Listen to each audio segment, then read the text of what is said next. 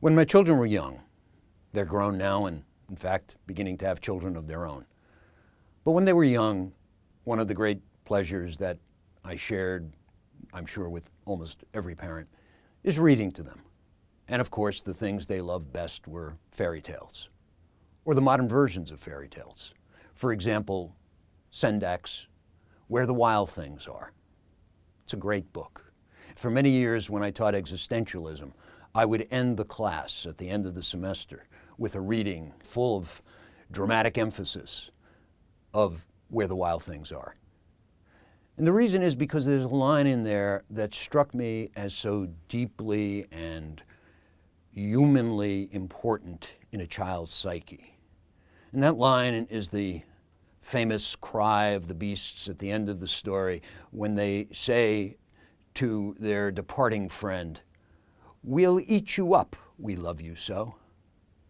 There's some deep primitive connection expressed in many fairy tales, that there's a deep connection between love and eating.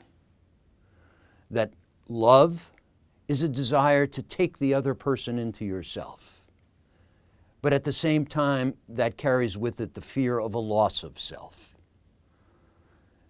This is something that awakens here in the comedy for the first time, only as a hint, really, but a hint that will be realized as we continue through the Inferno and get deeper into the monstrosity of the sin, but also something that will continue beyond the Inferno, through the Purgatorio, into the Paradise. The idea of feeding and being fed by the love that can be exchanged between people. It's an ambiguous reality, something both threatening and enticing.